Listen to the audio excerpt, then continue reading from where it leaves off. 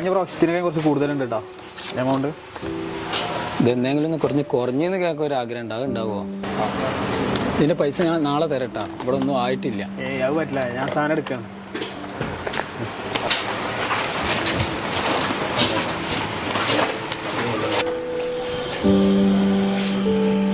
അല്ല, കമ്പനിക്കാരിപ്പോൾ കടം തന്നില്ല.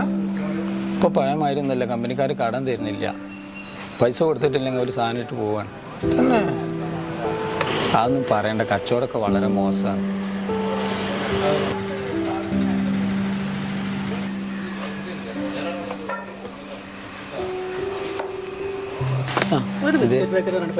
ബിസ്കറ്റാ ഇത് മതിയാ? പിന്നെന്താ ഉണ്ട്? പെന്നാ? ആ 25 ഉറുപ്പ്യ. ആയിക്കോട്ടെ. പിന്നെ സംഭവത്തിൽ മറ്റേ കാക്ക നമുക്ക് 1500 നിൽക്കുന്നത്, മറ്റാൾ 2000 തന്നെ. ഈ കടയിൽ നിന്ന് എങ്ങനെയായാലും നമുക്ക് 2000 പേടിച്ചണം. അതെങ്ങനെ നമുക്ക് നേക്കായി നോക്കാം. നമുക്ക് ഈ കടല്ലേ, കടയിൽ എങ്ങനെയാലും പൈസ എന്തേ കുത്തിക്കാണേ ബിസ്ക്കറ്റ് എടുത്തോ? കുറച്ച് സാധനം കൂടുതൽ എടുത്താ? ആ, ഞങ്ങൾ കട്ടോട്ടത്തിൽ അങ്ങനെ പറഞ്ഞപ്പോഴേ അങ്ങാടി മേടിച്ചാളൊക്കെ നിങ്ങളിൽ തന്നെ മേടിച്ചേ. എത്രയായി? അത് 260 ഉറുപ്പ്യ.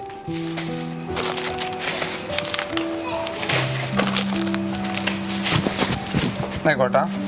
ആ, എന്നായിക്കോട്ടെ, ശരി. എന്നാ പോയിട്ടാ. ഞങ്ങളിപ്പോൾ ദുരിതാശ്വാസ ഫണ്ടിന്റെ ഒരു ചെറിയൊരു പിരിവുണ്ട്, അതിന് വേണ്ടിയിട്ട് ഇറങ്ങിയത്. നിങ്ങളൊക്കെ തന്നെയല്ലേ ഞങ്ങളെ പ്രതീക്ഷ? അവിടെ നിന്ന് ഒരു 1500 2000 കിട്ടിയിട്ട് കൈകാര്യം ചെയ്യുന്ന നമുക്ക് അറിയാം. ഞങ്ങൾ കൂടുതൽ പറയണില്ല, എന്താ ചെയ്യേണ്ടത്.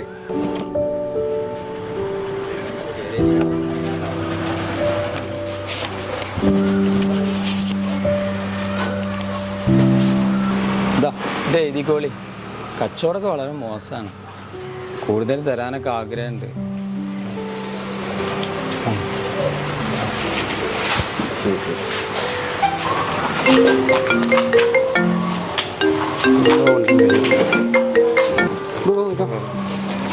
ആ, ഹലോ. ആയിക്കോട്ടെ, ഞാനത് ബുക്ക് ചെയ്യട്ടാ. ഞാൻ ബുക്ക് ചെയ്ത് തരാം. ഞാൻ നോക്കട്ടെ, എൻ്റെ അക്കൗണ്ടിൽ പൈസ ഇല്ല.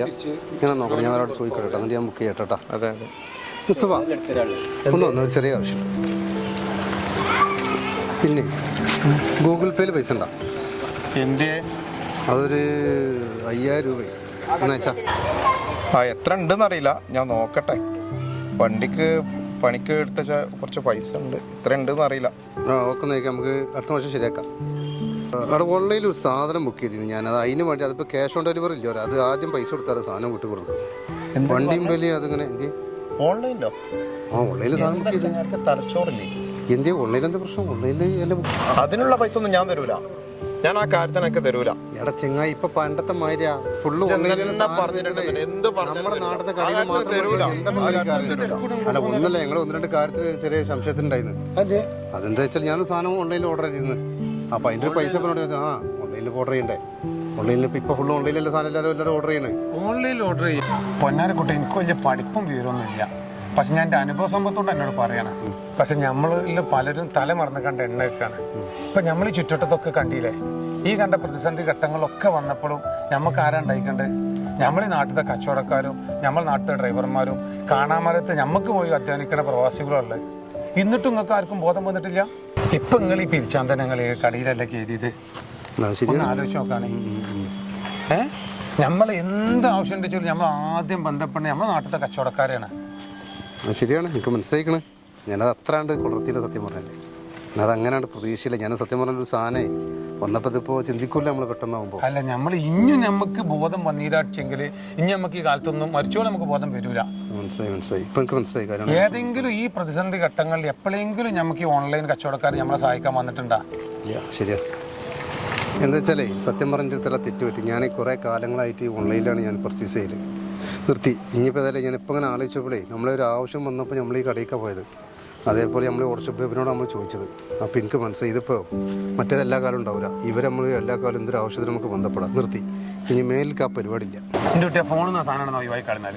ആയിക്കോട്ടെ, ഓക്കെ. ഞാനതേ കുറച്ച് കാലമായിട്ട് അതിനെ പർച്ചേസ് ചെയ്തിരുന്നു, നിർത്തി. ഇനി നമ്മളെ നാട്ടിൽ തന്നെ.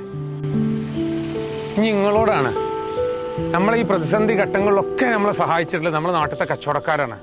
അതുകൊണ്ട് കൈവിടരുത്, കൂടെ നിർത്തിക്കോണം.